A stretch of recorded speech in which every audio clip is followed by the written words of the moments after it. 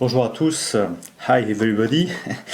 Bonjour les amis de ma page Facebook Passion Maquette et Diorama 35. Merci à tous ceux qui s'abonnent, qui me suivent, qui cliquent j'aime sur mes vidéos YouTube. Là je suis en train de monter mon Sherman MKTA2 britannique pour mon prochain Diorama Alain Geffre à 44. Et c'est l'occasion de faire partager une petite technique de maquettisme.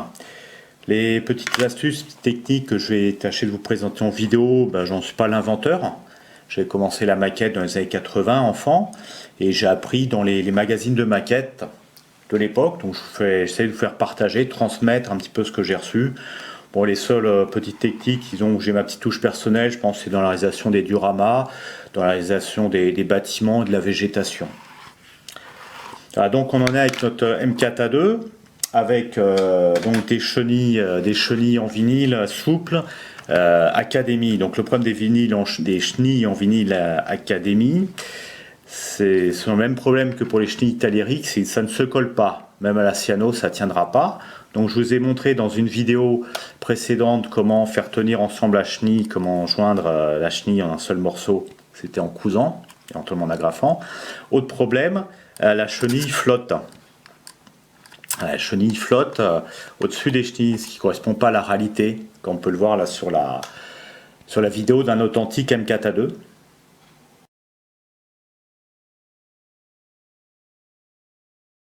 Alors ce qu'on va rechercher, c'est faire reposer finalement les chenilles sur les parties supérieures des trains de roulement. Pour cela, il y a une technique qui va nous dépanner, que j'ai appris dans le magazine Maquette, 1988.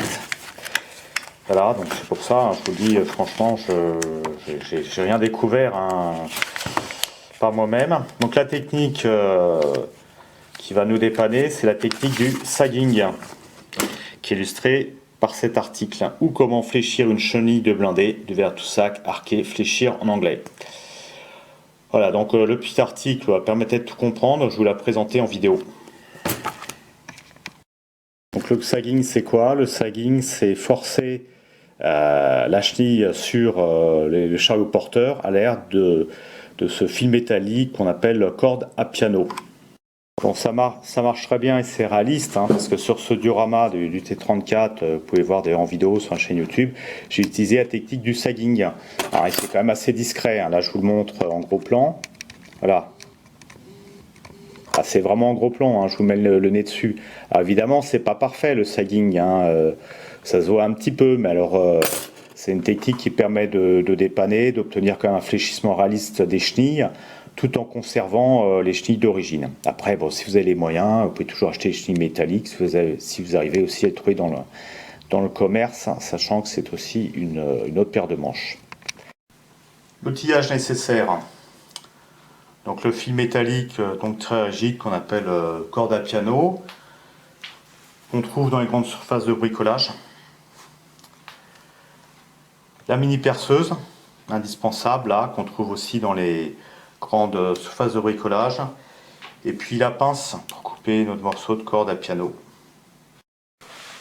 Ok, donc première étape, on va découper des morceaux donc, de fil métallique. Donc on va mesurer la longueur nécessaire.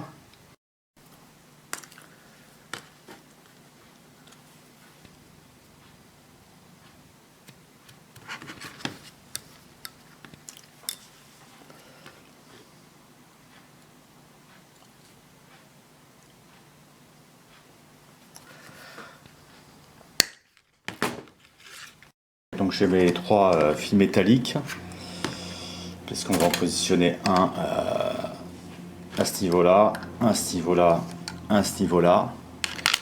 Bon, voilà, donc l'étape la plus difficile, c'est bien marquer l'emplacement des fils métalliques.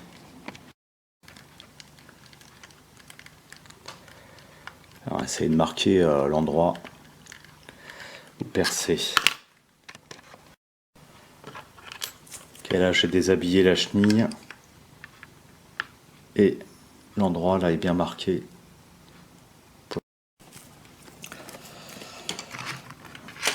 Ok, là je suis bon, on va pouvoir commencer à percer.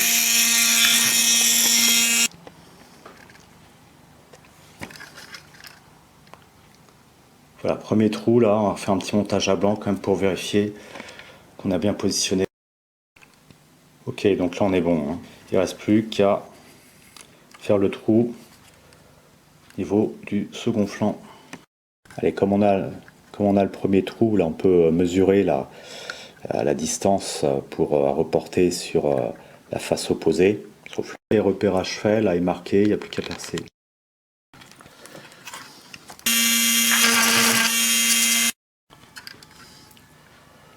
Ok, ça passe, hein, des deux côtés. Il ne reste plus qu'à reproduire ça à 3 exemplaires.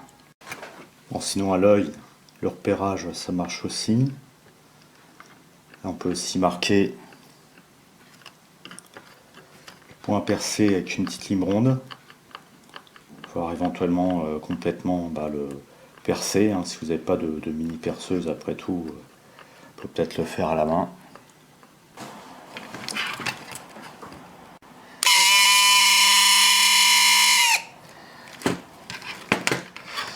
Bon voilà, j'ai achevé, là j'ai mes 3 petits trous.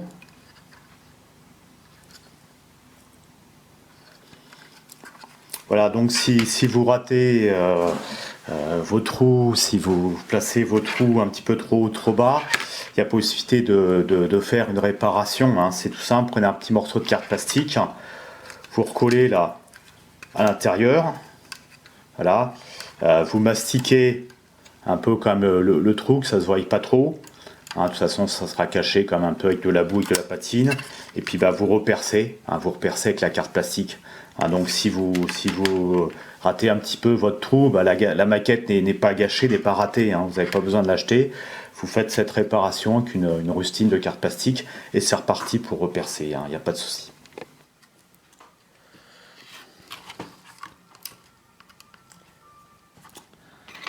On n'est pas trop mal. Là on positionnera, c'est là qu'il y a la trace de couture, donc c'est pas droitement placé.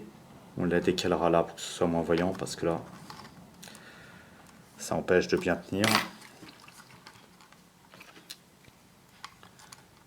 On voit l'effet du sagging.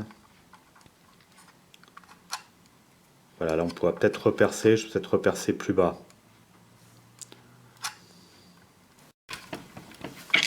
Voilà, donc à ce niveau-là, finalement, j'avais percé un peu trop haut. Donc la technique que j'ai indiquée, petite rustine en carte plastique, et puis on va repercer, hein, un petit peu plus bas.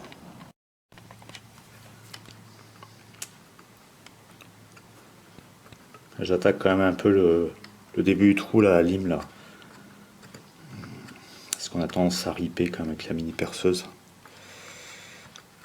Ou j'ai tendance à riper en étant maladroit.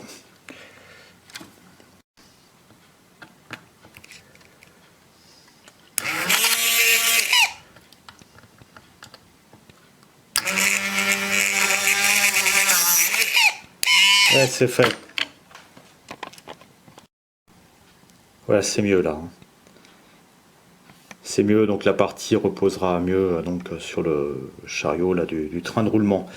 Bon, comme on a un petit peu, bon là il y a un petit peu abîmé le plastique, mais c'est pas grave, c'est couvert par la caisse. Bon, les petits trous qui restent, on va les mastiquer, hein, et puis ça se verra pas, il n'y a pas sous le châssis, on peut réparer facilement les petits dégâts. Vous voyez, donc même si on est maladroit comme moi, on y parvient.